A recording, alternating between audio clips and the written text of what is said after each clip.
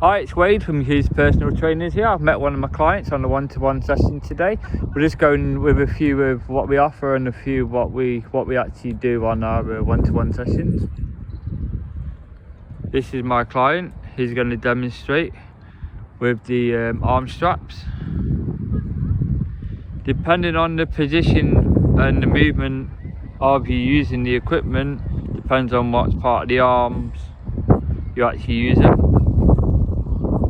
It's about remembering to keep your back straight and only moving your arms, not the whole of your body, because it's actually an arm workout, as you can see.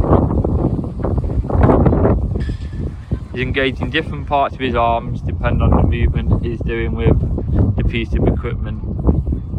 It's about remembering your breathing, remembering your positioning, remember your body structure and how you are going.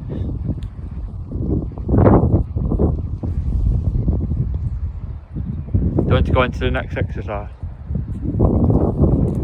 This is another part we're going to do. We're going to work a different part of the arm, as you can see. His back's remaining straight. He's engaging his arm and working. Remember, we do on one side, we always do on the other. He's engaging his core as well, because it's important to engage your core for the stability as well, to keep you upright, keep your posture good. Because with poor core, it actually causes issues with your posture, because your core is what helps keep you stable. Remember, it's engaging different parts of the arm. What you do on one side, you always do on the other. But we're just going with a bit of a demonstration of what we offer, what you can do with pieces of equipment. If you haven't got specifically straps or anything like this, you can use bungee cords, but just be careful. Just going to move around this side so you can see this is a raise that we're doing. We're not moving the back, we're literally concentrating with the arms. The arms are the only thing that's moving. You're engaging your biceps, triceps, you're literally just engaging it. It's about adding variety to your workout and exercises, because if you don't have variety, your body actually gets bored and you don't see results, to be fair. It becomes that same, and your body knows what you're going to be doing and what it's expected, and you expect to do the unexpected, not the expected, with your body to see end results and help you achieve your goal. Right, now we're going to go over to the kettlebell, and what we're going to do is we're going to put the kettlebell on the floor and we're going to go in. We're going to go from a squat position, pick the kettlebell up on that position and then kind of raise it up towards your chest area, and then bring it back down, drop back down into that squat position to put it back down. Then you're going to go back down, bringing your core in, working your quads. Let's go. Just keep going. Remember your breathing. Remember your breathing. It's important to breathe, otherwise you'll fatigue and you just like the passing out, which isn't good. Remember you showed me where you have to do this with. So you can do it with water bottles in between, because not only is it important that when you have your one-to-one sessions, it's also important that you help at home as well. It doesn't just stop with that one-to-one sessions. It's always about life changes. Don't look at it as in, oh, I've got one-to-one sessions. Look at the long-term goals of what you want to achieve. You know, and think about why you started that goal. If at times you start struggling on your general training at home or in the gym on your own, you know, I'm always there to approach. Drop me a message if you need any advice or help. It might be you just need to adapt it. And if you're struggling, we'll look at the reasons why you're struggling. Do you want to grab the sandbag and we'll do? Yeah. Just remember where you told me about having one of the larger water bottles I have at home.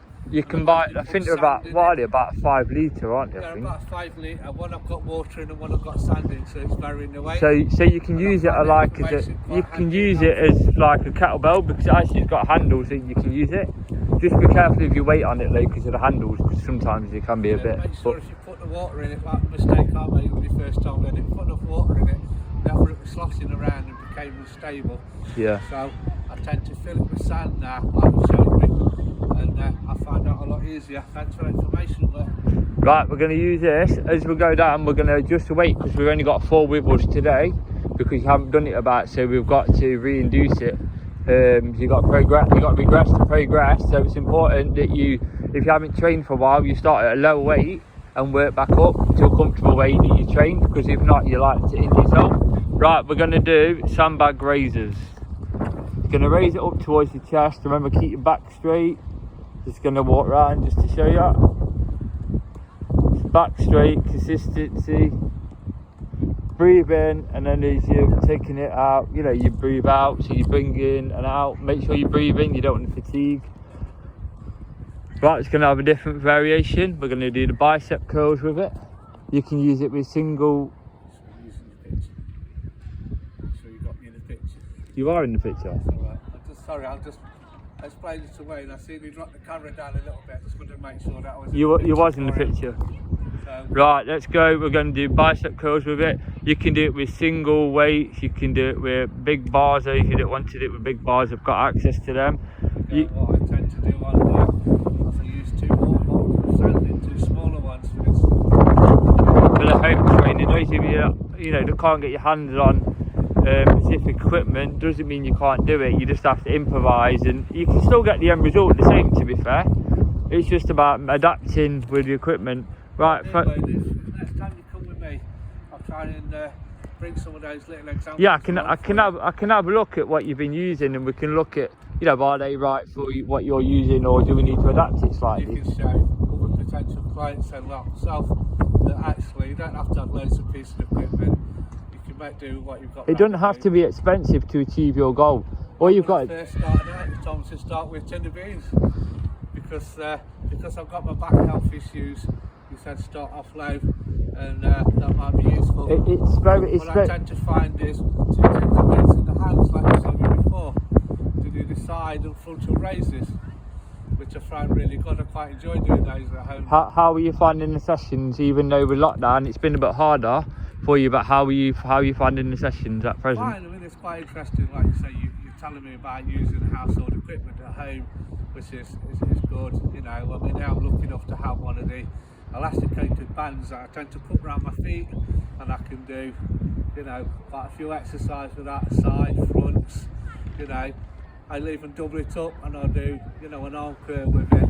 So adapting these bits of equipment and this information I find it really helpful. It doesn't have to cost you a lot. It doesn't have to cost you lots to achieve your goal. All you've got to do is have that determination to want to achieve, and you've got to have the right food to marry with the goal that you want to achieve. It's little and often, and the portion control is very important on your goals, because they have to marry together, because if not, you're going all hell for leather training and not putting the right calories into your day to day.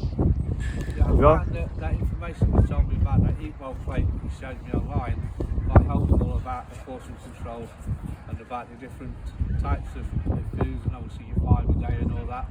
And I'm finding that having water in between meals, like you suggested, is, because like you've explained to me before, sometimes when you feel hungry, you can actually be hydrated, and I've kind of adapted to that a bit now, and I realise where you're coming from, so I'll always make sure now that on the mountain about, obviously today we can't demonstrate that bit, at the side out of the picture we've got 2 water bottles with us to take on board, because especially when you have exercise, you've built, what you can assume you've built up a bit of an appetite, and normally like you've explained to me before, that very often all you've done, because you've been sweating, you've reduced your fluid intake. Therefore, by putting the water in, that takes off the hunger that you think you might have. So thank you very much for that. I hope I've passed on the information for you. It's been nice to help you out today, Wayne, and I wish you every success in the future.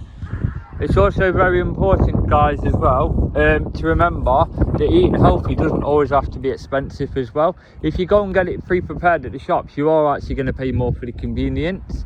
Like Aldi, for example, you can go and get a pack of carrots for like 30 pence. Prepare them in advance. A lot of the issues and the mistakes people make is actually convenient food. They get it on the go, and if you prepare in advance and do it all in advance, you are more likely to stick to your goal and achieve your goal. Thank you very much for watching. Have a safe journey.